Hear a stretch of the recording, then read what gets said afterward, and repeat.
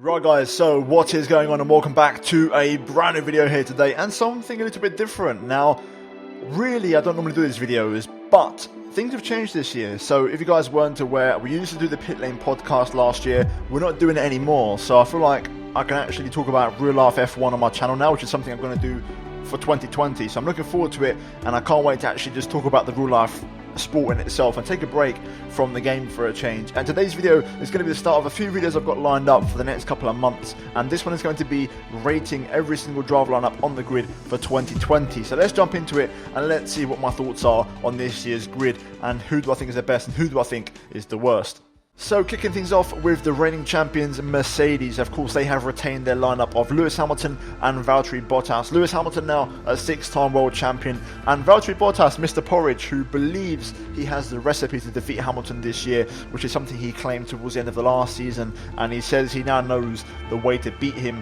And you know, you've got to give him the benefit of the doubt and say maybe he could, because last season he gave him a bit of a challenge and a bit of a run for his money for the first half of the season, and you know, Bottas ultimately is at a disadvantage at that team because Hamilton has been there for longer, so he has to catch up and try to get to know things as well as Lewis has. Having said that, I think it's a strong lineup.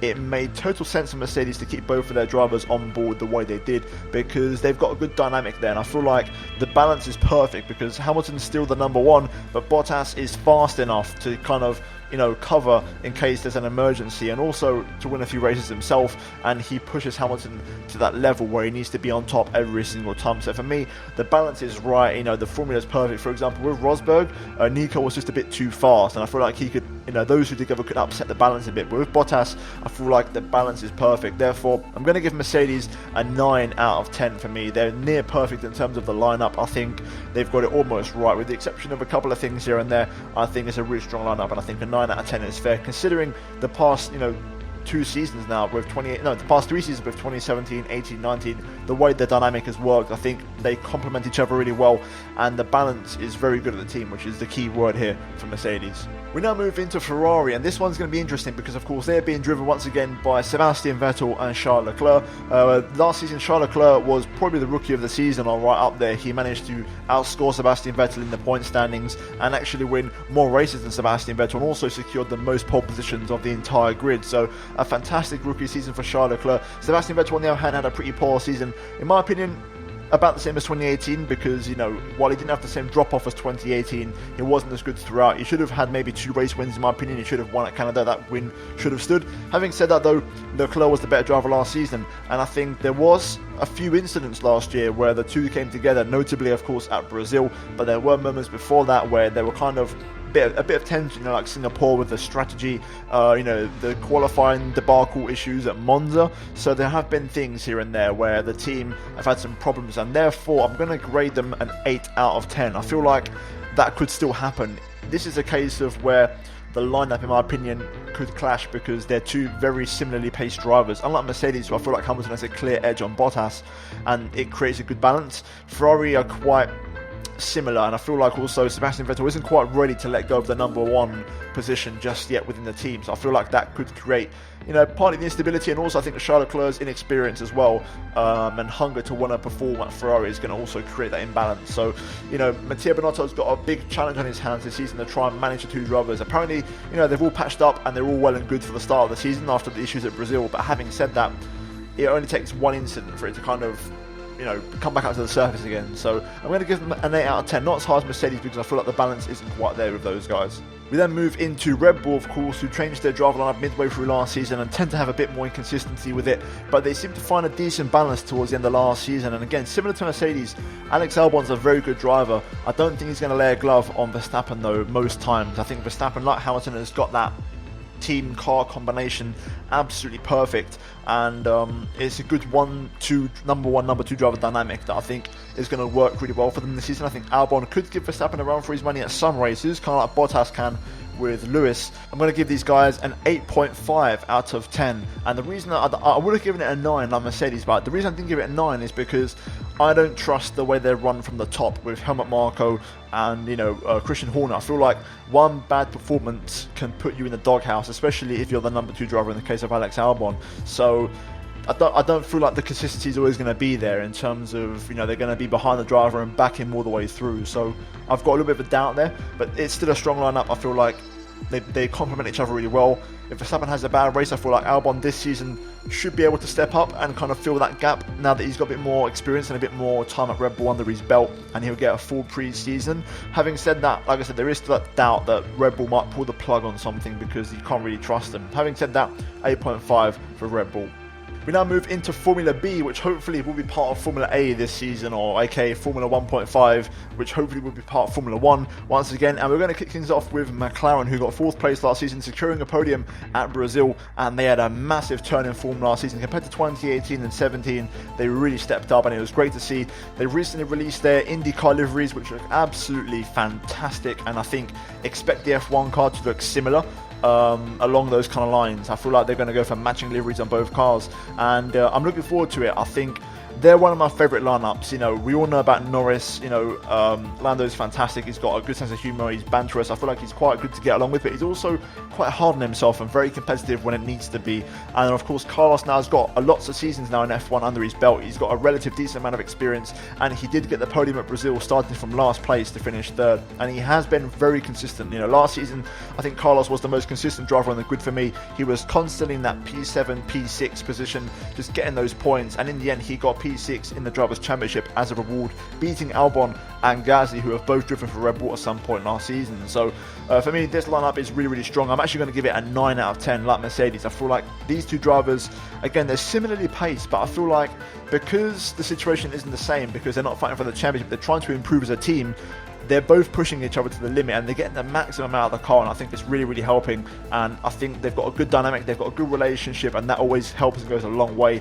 And I feel like the future's all theirs. I think they've got lots of years on their side, and if McLaren continue to improve and hopefully take a step forward this year, they could be a dark horse for a couple of podiums. And I really like their lineup. I think if they can find some reliability as well, that would be the cherry on the cake. But for me, the lineup in itself is really strong. I really like the relationship they have, and hopefully it gets even stronger in 2020. So for me, a 9 out of 10.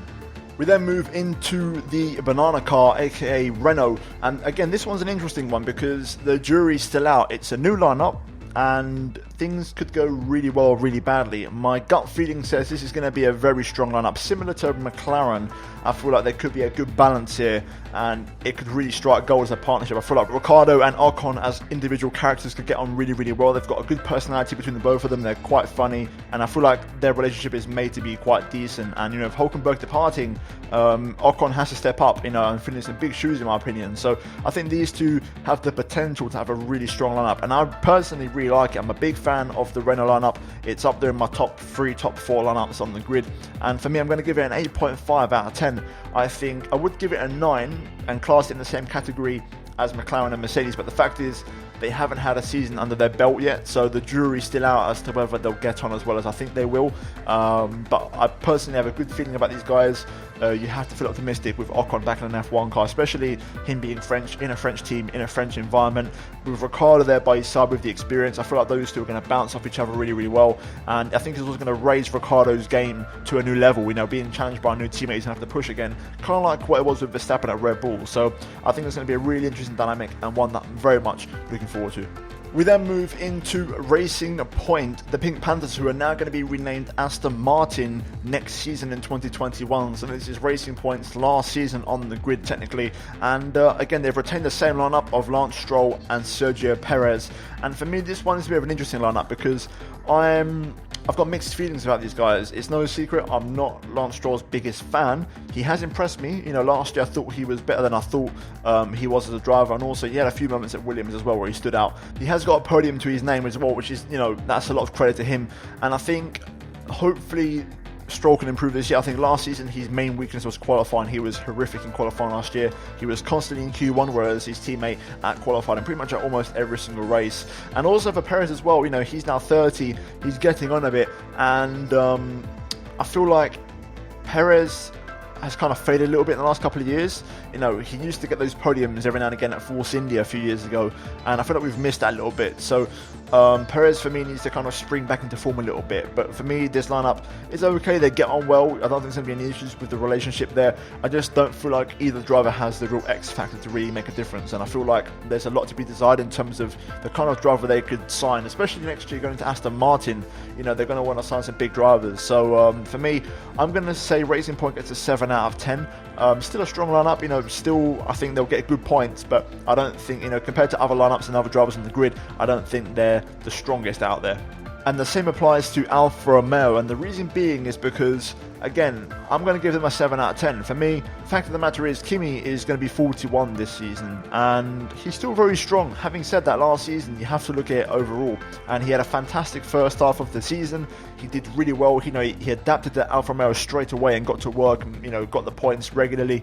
But then in the second half of the season, he really dropped off along with the team in itself, and they really struggled, you know, towards the end. And I feel like Kimi as well did himself no favours. He had a couple of moments where he did some really weird things. He had a few incidents on track, and also Giovinazzi as well. He was the opposite. He started really poorly, so I wasn't convinced at the first. I thought he was going to get dropped for Hulkenberg. I really did, especially after the crash at Spa when he was running in the points, and even Frederick Vasseur said that almost cost him his drive. But in the end, Gio bounced back. He scored a few points, and it was actually the better driver at the end of the season. So I think between the two of them, I think Gio still needs to prove that consistency in his second season in F1, because he was a rookie last season, and he needs to kind of prove himself a bit more. And also with Kimi as well, you know, with age, can he still get that consistency with the results? Will it be there? Who knows? And I feel like as a relationship, they get on pretty well. It's a pretty smooth lineup. But like I said, again, similar to Racing Point, I feel like they need to try and find a little bit more and push themselves a little bit. So I'm going to give them a 7 out of 10. And we now move into Scuderia AlphaTauri, which is, of course, the rebranded name of Toro Rosso. And again, they've got Danica Kvyat and Pierre Gasly as their drivers. And for me, this is a good lineup for me. I like what I see. Last season, they really impressed me. You know, once the switch happened mid-season, Gasly went back to Toro Rosso. Him and Kvyat together for the rest of the season had a really strong end, and they both got a podium each, which is great for them. Really happy. Toro Rosso's best season, I believe, since 2008. So a really good year for them. Really happy for them, and I like what I see. I think they've got good potential there. They've got, again, a good base. They do get certain parts from Red Bull and the Honda power unit as well. You know, that's going to always be a factor. But for me, the drivers in themselves, I think Kvyat had his best ever season in F1 last season. He was really good in most races, was really consistent. You can really tell his demons, you know, are well behind him now, and he's really focused on himself and his current driving.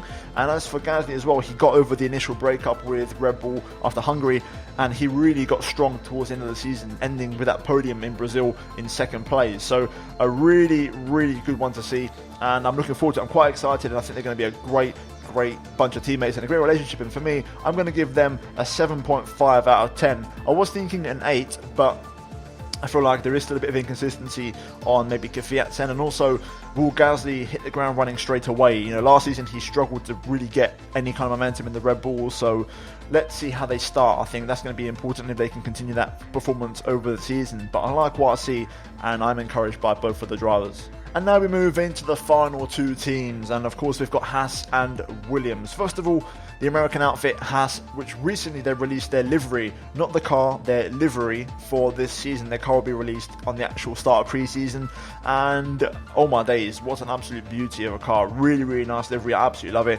Reminds me of the Porsche LMP1, but also different in its own way, because the red is really vibrant, and I think it looks really clean. And you know, they've kind of forgotten about the rich energy mess that was last year, which was an absolute shambles, and they've gone back to the, you know, the true formula of what they know works. And hopefully this season they've got a car that works then, because last year, for me, I'm not the biggest fan of their drivers. I've got to be honest. I'm not a big fan of Grosjean. I'm okay with Magnussen. He has done well. I've got to say he's impressed me, stepping up as the number one in my opinion. Having said that, overall as a package, I feel like they're not one of the strongest lineups on the grid. I think they're quite weak.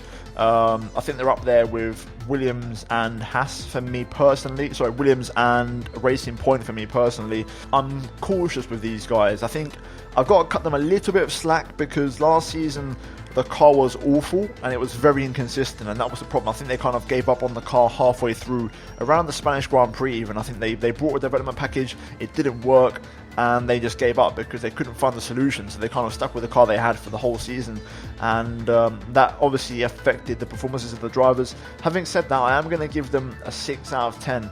I feel like it was a shock to see Haas renew the contract, especially with Grosjean for this season. Once again, I think everybody expected time was up and there's going to be a change with maybe Magnussen and Hulkenberg possibly, but that never happened. It never came to fruition. So again, it's these two drivers again, but this is surely their last chance now as a team to kind of find something and try and perform, because Haas needs to start improving, because otherwise they're going to start dropping down the order, and that's dangerous for a team that's new on the grid and has, you know, lesser funding than the bigger teams around them.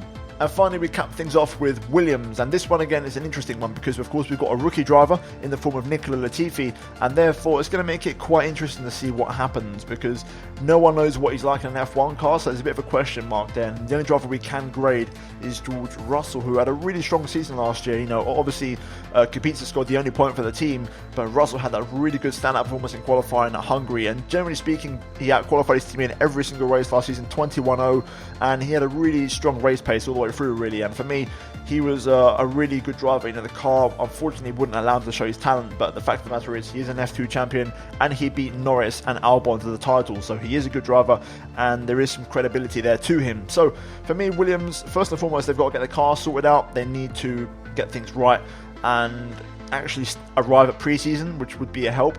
And I think if the car's decent and that the drivers can show their talent, I'm excited by what I expect to see from them. Having said that, let's see if he doesn't fill me with loads of confidence. I think he's going to be a decent driver. I still think Russell's going to walk all over him personally, or at least, you know, dominate him in terms of the qualifying and race battles.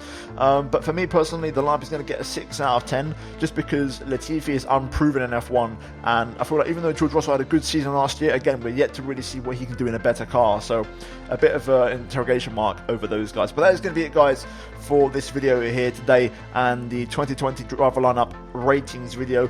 Give me your thoughts in the comments down below, what you thought, and also what your ratings are. Was I harsh? Was I too nice? You know, no one got below a 6 out of 10 in my opinion, but I think the lineup this year generally as a whole is quite strong. I don't think there's any driver that's absolutely awful. But give me your thoughts in the comments down below, guys. I greatly appreciate it. And also, if you want to see more videos like this, let me know by also hitting the like button. And if you does well, then I know I can do more of these. I've also got a season predictions video coming up very soon, and I'm going to try and do that before preseason starts next week, so we get pretty much a blank canvas with nothing, you know, I've got no knowledge, so I'm completely going off just guessing at this point. So hopefully, guys, look forward to that. But subscribe if you are new, guys, for daily Formula 1 content, and also turn on notifications to not miss any uploads from me, and then also check out these two videos on your screen if you have missed them. But guys, that is it for this video here today, and the 2020 season is upon us, guys. But that is it from me today, and I'll see you guys in my next video very soon. But until then, it's goodbye from me.